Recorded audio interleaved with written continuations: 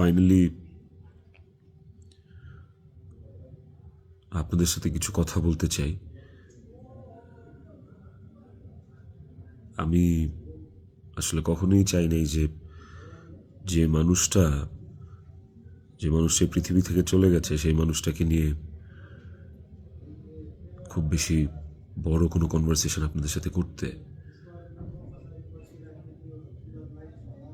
আমার ওয়াইফ ইকরা, ওই যেহেতু এই পৃথিবীতে নাই, ওরে নিয়ে এত ক্লিয়ারিফিকেশন, ওকে নিয়ে এত কনভারসেশন আমার কাছে মনে হয়েছে যে দরকার নাই।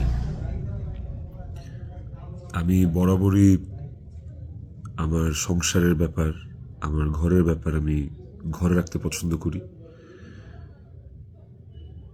সেই জায়গা থেকে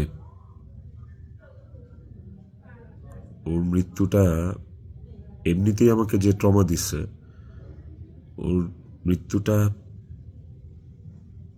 আমাকে আসলে মানে পাথরই বানায় ফেলছে একরকম। এগুলো নিয়ে আমি আসলে কথা বলতে চাই নাই, কিন্তু আমার কাছে মনে হয় যে আপনারা গল্পের একটা পাতা পড়েই পুরো গল্পটাকে জাজ করতেছেন। একটা পৃষ্ঠা পড়েই পুরো গল্পটা সম্পর্কে আপনারা আপনাদের মনের মতো করে যা খুশি বলতেছেন। পাতার এক পাশ পড়ে আরেক পাশ পড়বেন না, এটা তো হয় না, তাই না? আর আমি আসলে কোনো কিছু প্রপারলি গুছায় বলার মতো স্টেটে নাই, পরিস্থিতিতে নাই।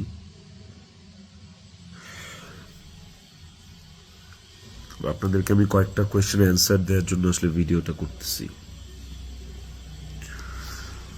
যে প্রশ্নের উত্তরগুলি আপনাদের কিছুটা হলেও কনফিউশন দূর করবে।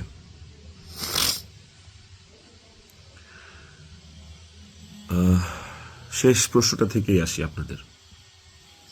আমি এই ভিডিওতে সবকিছু ক্লিয়ার করবো, এভরিথিং। আমি আপনাদের প্রত্যেকটা প্রশ্নেরই উত্তর দেওয়ার চেষ্টা করব। তো আপনাদের শেষ প্রশ্নটা ছিল যে মানুষটা একটা মানুষকে ভালোবাসা প্রমাণ দিতে যে আত্মহত্যা করে চলে গেল, মরে গেল, আমি ওই মানুষটা শেষবারের মতো মুখটাও দেখতে আসলাম না। এই যে আপনাদের প্রশ্নটা, আচ্ছা আপনারা কি আমার দেশে আসার মতো পরিস্থিতি রাখছেন? হ্যাঁ, আমি দেশে আসা মাত্রই আমার উপর মব সৃষ্টি হবে। আমি দেশে আসার মাত্রই আপনারা আমাকে টাইনা ছিঁড়ে ফেলবেন। আমার ফোনে এত এত এত থ্রেটস আমি আপনাদেরকে বলে বুঝাইতে পারবো না। আমার কাছে এমনও ইনফরমেশন আসছে যে এয়ারপোর্টের বাইরে লোক রেডি করা আছে। আমি যাওয়া মাত্রই they will gonna hit me, they will gonna kill me. Police ধরে নিয়ে গেলে ওকে, আমি সেটা আইনিভাবে ফেস করব, কিন্তু এখন যদি আমিও মারা যাই, আমিও রিজিকের মার কাছে চলে যাই, রিজিকের কি হবে? আপনারা কি চান যে রিজিক তার বাবাকেও হারাক? এই ছেলেটার কি দোষ? এই ছেলেটা বড় হবে না? ও কিভাবে বাঁচবে? মায়ের অভাব কেউ পূরণ করতে পারে না। যে মানুষটা বাইচা আছে, ওই বাপের অভাব কিভাবে পূরণ হবে তাইলে? মাও থাকবে না, বাপও থাকবে না? আপনারা এটা চান? আমার ইকরার শেষ মুখটা আপনারা আমাকে দেখতে দেন নাই। আমার ইকরার শেষ মুখটা ইকরার পরিবার আমাকে দেখতে দেয় নাই।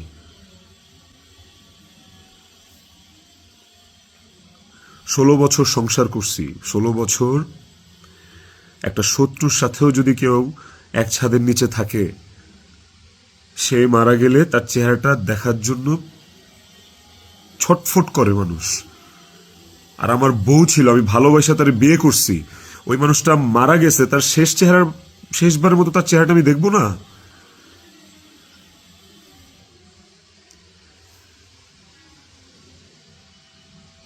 দেখেন, আমি না আসলে আপনাদের সাথে এখানে কোনো ফেক কথাবার্তা, মানে ফেক কান্নাকাটি, ফেক আপনাদের থেকে ইমোশন নেয়া, এগুলো নিয়ে কথা বলার জন্য আমি আসি না। আমি আপনাদেরকে আমার আমার জায়গাটা আমি ক্লিয়ার করতেছি। আমি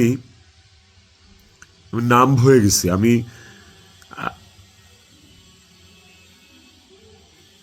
আমারও মনে হয় যে আমি যে কোনো সময় কোনো একটা দুর্ঘটনা ঘটায় ফেলতে পারি, বাট ওই মুহূর্তে যখন রিজিকের ফেসটা আমার চোখের সামনে আসে না, আমি নিজেকে শক্ত না করা ছাড়া আমি কোনো উপায় দেখি না। কারণ এখন আমার কাছে সবচেয়ে ম্যাটার করে রিজিকের লাইফ। ইকরা নাই, ওকে আর ফিরে আনা কোনোদিন সম্ভব না।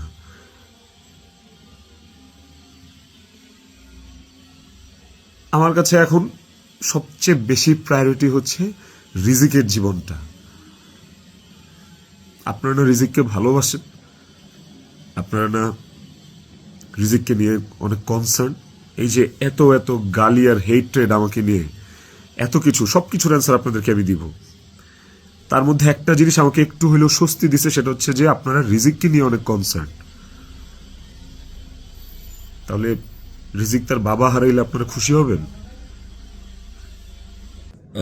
আপনাদেরকে আরেকটা কথা বলবো, সেটা হচ্ছে যে আপনারা অনেকেই বলতেছেন যে এদিকে বউ মারা গেছে অথচ আমি আসতেছি না, নেপাল থেকে আসতে কয় ঘন্টা লাগে, নেপাল কি মঙ্গল গ্রহে নাকি, অনেক অনেক কথা বলতেছে।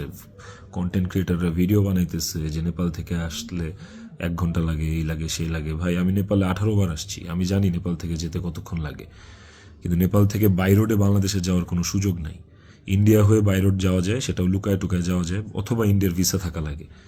কিন্তু যেদিনের ঘটনা, সেদিন আমি এমন কোনো চেষ্টা বা প্রয়াস বাদ রাখি নাই যে নেপাল থেকে বাংলাদেশে যেন আসা যায়।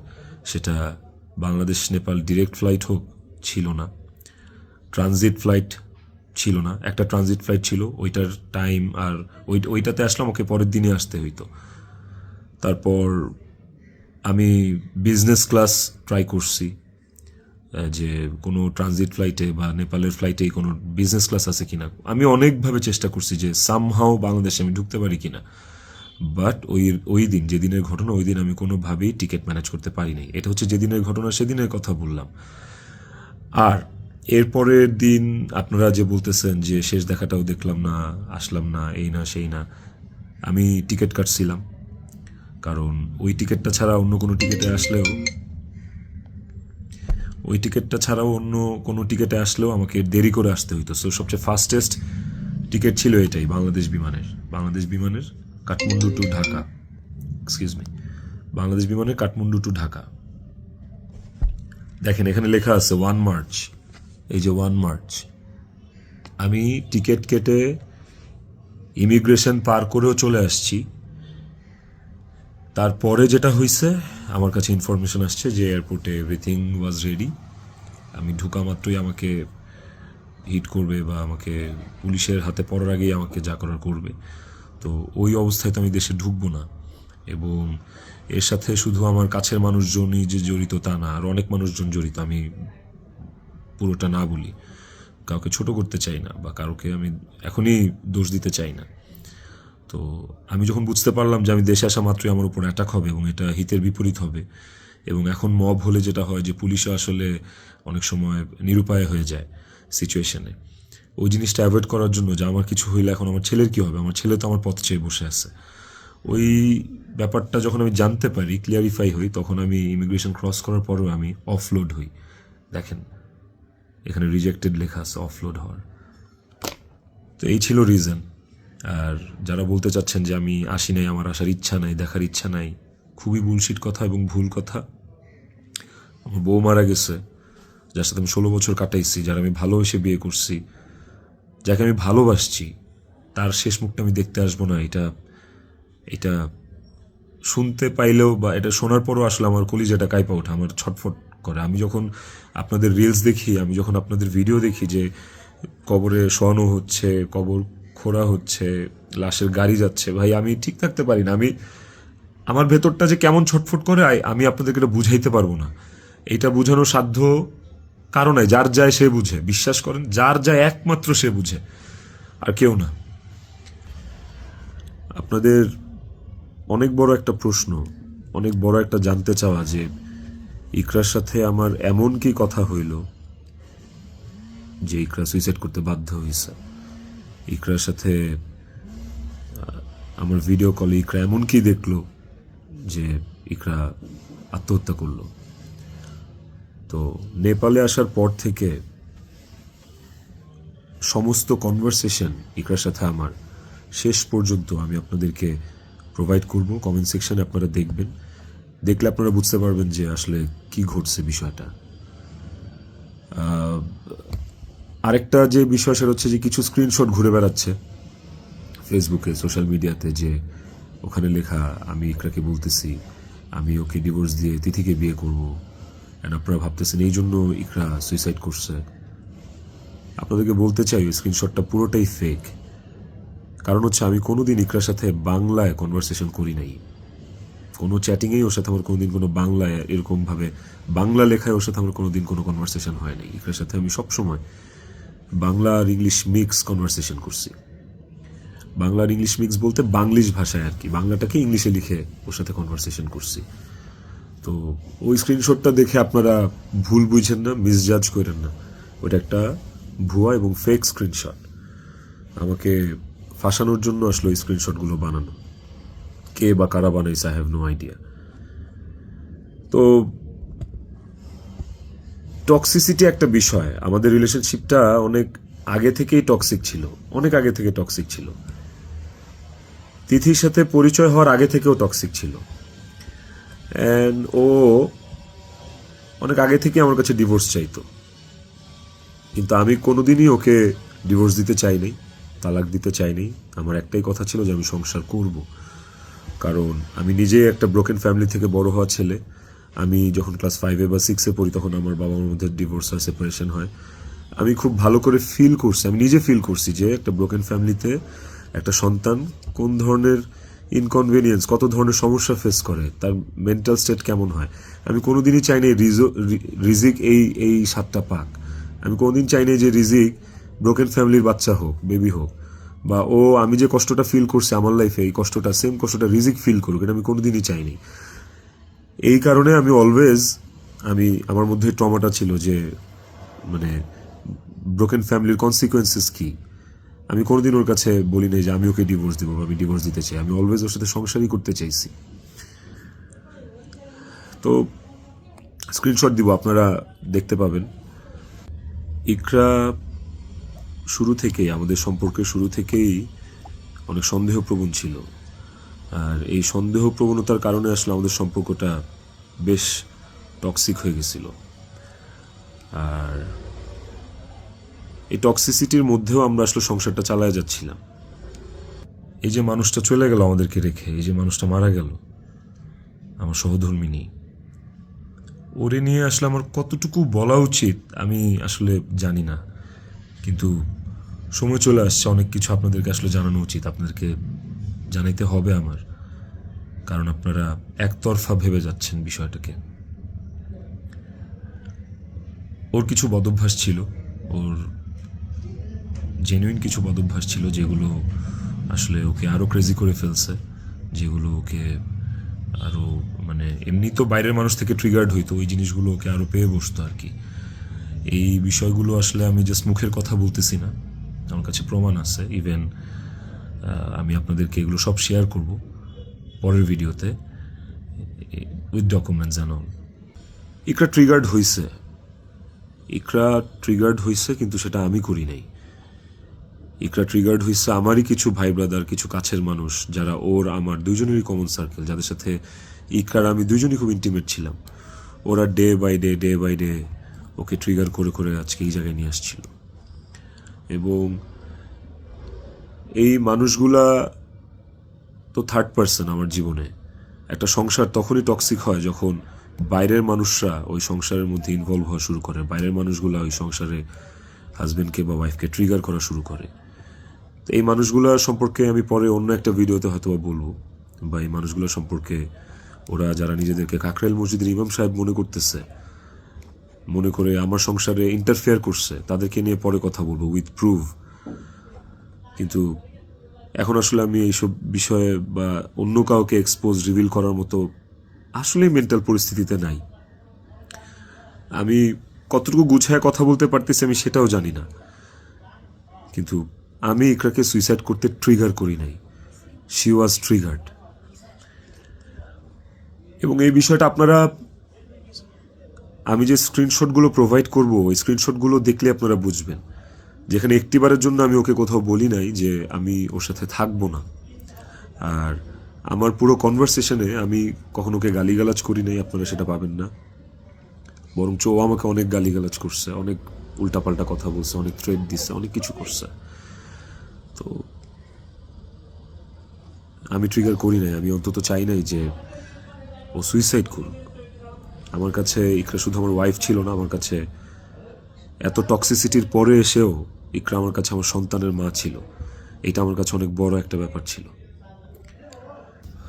আপনাদের আরেকটা বড় প্রশ্ন বা জানার ব্যাপার ছিল যে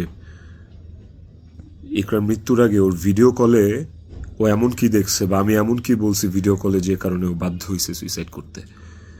আপনাদেরকে যে স্ক্রিনশটটা দিব ওই স্ক্রিনশটটাতে আপনি নিচে গেলে দেখতে পারবেন যে একটা কনভারসেশনের পরে ওর সাথে আমার একটা 22 সেকেন্ডের ভিডিও কল। ওই 22 সেকেন্ডের ভিডিও কলটার বিষয় বলি। ও আমাকে কল দিচ্ছে, আমি ফোনটা ধরছি, ধরার পর ও আমাকে বলছে যে আমার শেষবারের মতো দেখে না, আমার আর জীবনে কোনোদিন দেখবি না।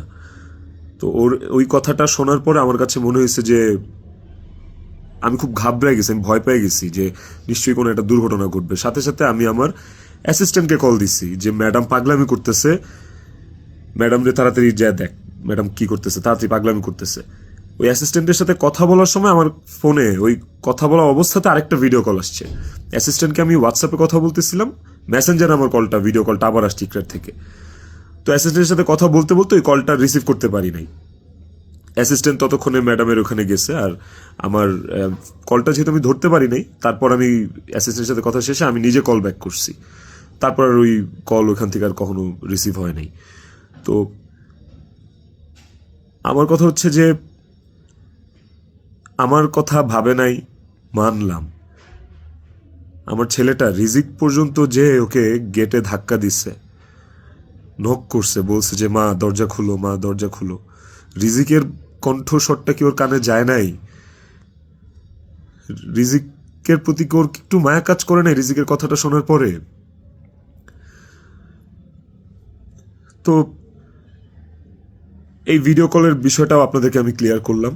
আই হোপ আপনারা স্ক্রিনশট দেখলে বুঝতে পারবেন। এবার আসেন নেপালের শুটিং প্রসঙ্গ।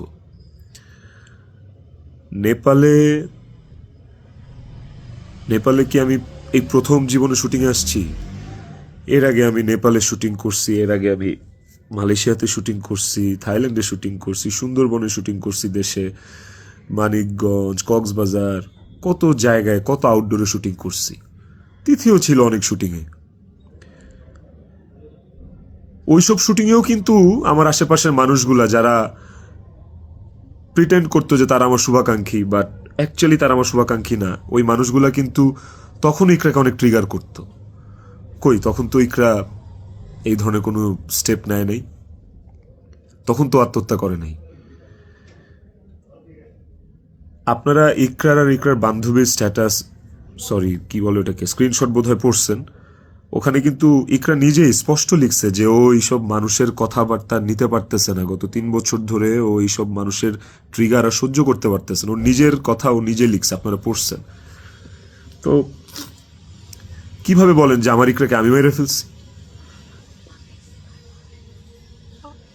আমার ইকরাকে এইসব মানুষ মেরে ফেলছে, এরা মেরে ফেলছে ট্রিগার করতে করতে, ওর কান ভরতে ভরতে। ইকরা ওয়াজ সো সফট হার্টেড। ও বাইরে থেকে অনেক শক্ত কিন্তু ভেতরে খুব নরম একটা মানুষ ছিল। ওকে খুব সহজে ম্যানিপুলেট করা যেত। ও মানুষের কথা বিশ্বাস করত কারণ ও খুব সহজ সরল ছিল। তো এই আশেপাশের মানুষগুলো এই সুযোগটাই আসলে কাজে লাগাইছে, আশেপাশের মানুষগুলো এই চান্সটাকেই আসলে ইউটিলাইজ করছে। আপনারা অনেকেই বলতেছেন যে বউ ডিপ্রেশনে আছে আর জামাই নেপালে গার্লফ্রেন্ডের নিয়ে ফুর্তি করতেছে, বার্থডে উদযাপন করতে গেছে, এই ধরনের কথাবার্তা আপনারা অনেক বলতেছেন। দেখেন, এই নেপালে শুটিংয়ের আসার কিছুদিন আগে আমার নিজেরও বার্থডে ছিল। আমার বউ সুন্দর করে আমাকে সারপ্রাইজ দিচ্ছে, আমার ছেলে নিজের হাতে সাজাইছে, বাসায় আমার বার্থডে সেলিব্রেট করছে। তাইলে কি আমার বউ ডিপ্রেশনে ছিল? ডিপ্রেশনে থেকে আমাকে এত সুন্দর সারপ্রাইজ দিয়ে আমার বার্থডে সেলিব্রেট করছে। ওই ছবিগুলো তো ফেসবুকে আসছে, কিছুদিন আগের ছবি।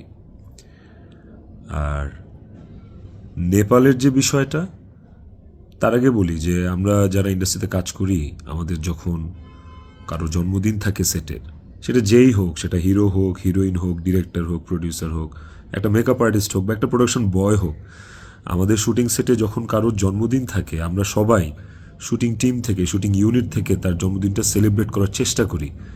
কারণ আমরা সবাইকে ফ্যামিলি মেম্বার মনে করি। কেক কাটি ওই মানুষটাকে খুশি করার জন্য। তো ওই শুটিংয়ের মধ্যে, নেপালের শুটিংয়ের মধ্যে তিথির জন্মদিন, একটা অ্যাক্টরের জন্মদিন, আমাদের নায়িকার জন্মদিন, ওইটা কেক কেটে সেলিব্রেট করাটা কি দণ্ডনীয় অপরাধ আমার জন্য? আর আমি তো সেলিব্রেট করি নাই, আমার তো সেলিব্রেশন ছিল না, পুরো ইউনিট সব কিছু অ্যারেঞ্জ করছে। আমি একটা কেকও দেই নাই, আমি একটা গিফটও দেই নাই ওকে। যে যার যার মতো গিফট দিচ্ছে, কেক আনছে, সুন্দর করে সবাই মিলে ইউনিটের পক্ষ থেকে আমরা ওর বার্থডেটা সেলিব্রেট করছি। এবং ওর বার্থডেটা যে সেলিব্রেট করছি সেটাও চেষ্টা করছি খুব লোকিভাবে করার। স্টিল অনেকে ছবি তুলছে, দিছে, বাট আমার কাছে মনে হয়েছে যে এই জায়গায় তিথির জায়গায় বিধি থাকতে পারতো, এই জায়গায় আমি থাকতে পারতাম, এই জায়গায় অনেকেই থাকতে পারতো। ধরেন এই নেপালে শুটিংয়ে আসার কিছুদিন আগে আমার জন্মদিন ছিল, তখন আমি একটা শুটিংয়ে ছিলাম, সেই শুটিংয়ে আমার জন্মদিন কেক কেটে উদযাপন করছে সেটে। তো আপনারা কি বলবেন যে আমার জন্মদিন উদযাপনের জন্য ওই দিন শুটিং রাখা হয়েছে, শুটিং করা হয়েছে? আর নেপালের মতো একটা আউটডোর শ্যুটে এমনি যাওয়া যায় না। একটা আউটডোর শ্যুটের অনেক প্ল্যান লাগে, যেটা 1-1.5 মাস আগে থেকে করা লাগে। যে আউটডোর শ্যুটের স্ক্রিপ্ট থাকা লাগে, অনেক কিছু আছে। আর্টিস্টদের স্কেডিউল, অ্যাকোমোডেশন, ট্রান্সপোর্টেশন, টিকিট, অনেক কিছু থাকে। সো বার্থডে উদযাপন করার জন্য নেপাল গেছি, এই কথাটাও আসলে যারা ইন্ডাস্ট্রির তারা আসলে এই কথাটা বলতে পারে না। বাইরের মানুষদেরকে আমি আর কি বলবো? তো এই বিষয়টাও আপনাদেরকে ছোট করে একটু ক্লিয়ার করলাম। আই হোপ এই জিনিসটাকেও আপনারা সহজ এবং সরলভাবে দেখবেন, এটাকে খুব জটিলভাবে দেখার কিছু নাই। আপনারা অনেক জায়গায়, অনেক ছবিতে, অনেক পোস্টে হয়তোবা দেখে থাকতে পারেন যে ইকরা এবং তিথি একই সাথে আছে, একই জায়গায় আছে, হয়তোবা কোনো পার্টিতে বা কোনো কফি শপে বা যে কোনো আড্ডায়। এরকম অনেক অনেক মোমেন্টস আমাদের একসাথে আছে, আমিও ছিলাম। এই আমার জন্মদিনে, আমার এই বছরের আগের বছরের জন্মদিনে সবাই ইনভাইটেড ছিল, সেখানে তিথিও ইনভাইটেড ছিল। যদি বিষয়টা এতটাই টক্সিক হইতো, তাইলে কি এই জিনিসটা এত সহজ হইতো একটা মেয়ের জন্য যে তার হাজবেন্ডের একটা মেয়ের সাথে রিলেশন, সেই মেয়েটাকে তার বার্থডেতে ইনভাইট করে তার সাথে কফি খেয়ে তার সাথে আড্ডা দিয়ে, জিনিসটাকে কেমন না বিষয়টা? এবং সেটা তো একবার দুইবার না, একাধিকবার। তিথির বিষয়টা নিয়ে যদি বলি, দীর্ঘদিন একসাথে কাজ করার কারণে, একসাথে স্ক্রিন শেয়ার করার কারণে আমাদের ইন্ডাস্ট্রিতে একটা আর্টিস্টের সাথে একটা আর্টিস্টের ভালো বন্ধুত্ব, ভালো বন্ডিং হইতেই পারে। তিথির সাথেও আমার খুবই ভালো একটা বন্ডিং ক্রিয়েট হয়েছিল এবং একটা নির্ভরশীলতার জায়গা আমাদের মধ্যে ছিল। তার মানে এই না যে আমি ইকরাকে ডিভোর্স দিয়ে তিথিকে বিয়ে করব। এই কথা না আমি কোনোদিন ইকরাকে বলছি, না তিথি কোনোদিন আমাকে এই কথা বলছে। সো এইটাকে এত জাস্টিফাই আপনারা করতে পারেন না। আই হ্যাভ প্রুভ, আমি আমি আমি কয়েক জায়গায় লিখছি যে তুমি আমার ওয়াইফ, ইকরাকে, যে তুমি আমার ওয়াইফ। তো আমার লাইফে ওয়াইফ একটাই, and it is you, and আমি তোমাকে ডিভোর্স দিব না, আমি তোমার সাথে সংসার করতে চাই। কয়েকবার এই কথা আমার কনভারসেশনে লেখা আছে, আপনারা দেখবেন। তিথির প্রতি এই সুন্দর একটা নির্ভরযোগ্যতার জায়গা তৈরি হওয়ার পেছনে যে কারণটা, সেটা হচ্ছে যে চারপাশে এত এত ভুল মানুষ দেখছি, চারপাশে এত এত কি বলে এটাকে, দুধের মাছি আমি পাইছি এই বিগত বছরগুলোতে।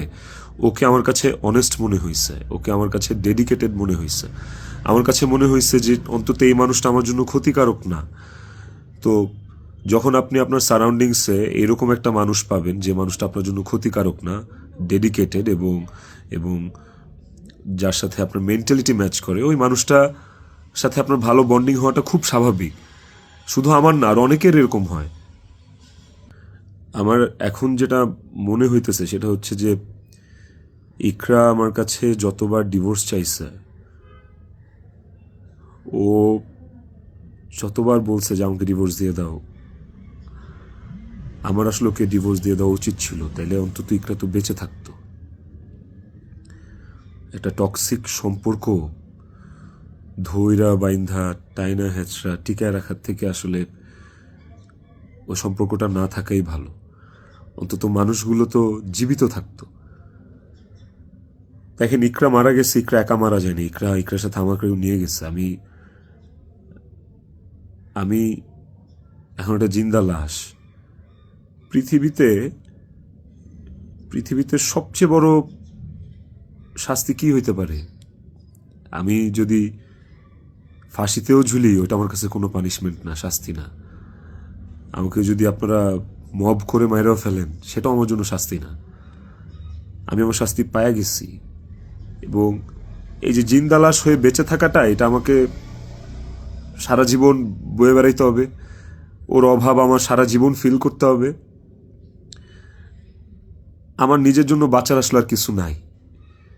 আমি আমার শাস্তি পায়ে গেছি। আমি আমি এর চেয়ে বড় কোনো শাস্তি হইতে পারে না যে আমি একটা জীবিত লাশ হয়ে সারাটা জীবন পার করব। বিশ্বাস করেন, আমার দম বন্ধ হয়ে আসে, আমার নিঃশ্বাস বন্ধ হয়ে আসে। আমি আমি আমি 5 মিনিট পর পর আমি উন্মাদ হয়ে যাইতেছি। বাট ইভেন আমি আমি সুইসাইড করার অনেক চিন্তা ভাবনা করতেছিলাম। বারবার মনে হচ্ছিল যে আমি ইকরার কাছে চলে যাই, ইকরা আমাকে ডাকতেছে। কিন্তু যখনই রিজিকের চেহারাটা চোখের সামনে ভাইসা ওঠে না, ওই মুহূর্তে আসলে আর আর কিছু মাথায় কাজ করে না। মনে হয় যে না না না না, আমি করতে পারবো না, রিজিকের জন্য আমার বাঁচতে হবে। আপনারা প্লিজ প্লিজ রিজিকের জন্য হইলেও আমারে বাঁচতে দেন, আমারে দেশে আসতে দেন প্লিজ। আপনারা যদি রিজিককে ভালোবাসেন, আমাকে একটা সুযোগ দেন রিজিকের যোগ্য পিতা হয়ে দেখানোর। আমি ওকে একটা সুন্দর জীবন দিতে চাই। আমি ওর মায়ের অভাব পূরণ করতে পারবো না, কিন্তু আমি ওকে আমার বাবার ভালোবাসা থেকে, আমি ওর বাবার ভালোবাসা থেকে বঞ্চিত করতে পারবো না। আমি চাই না। আমি ওকে ওকে একটা আদর্শ বাবা হয়ে দেখাইতে চাই। আমার সন্তানটা আমার সাথে খুব কানেক্টেড। যারা আমার কলিগ, তারা দেখছে, তারা জানে যে আমার ছেলেটা আমার জন্য কি পরিমাণ ক্রেজি, পাগল। আমাকে আমার ছেলের কাছে যাইতে দেন আপনারা প্লিজ। ও আমার জন্য অপেক্ষা করতেছে। ওকে ওকে আমি মানুষের মতো মানুষ করতে চাই। ওকে আমি পৃথিবীতে সুখের একটা জীবন দিতে চাই। প্লিজ। আইনের প্রতি আমার শ্রদ্ধা আছে। আমি দেশে আসলে আইন আমাকে যে শাস্তি দিবে, আইন যে সিদ্ধান্ত নিবে, আমি সেই সিদ্ধান্তের সাথে একমত থাকব। আমার তাতে কোনো আপত্তি নাই। আমি আইনিভাবে এই জিনিসটা ফেস করবো, আমার কোনো আপত্তি নেই। কিন্তু প্লিজ আমাকে রিজিকের থেকে দূরে সরান না আপনারা। এতটুকু আপনাদের কাছে অনুরোধ করে বলতেছি, হাত জোর করে বলতেছি, প্লিজ।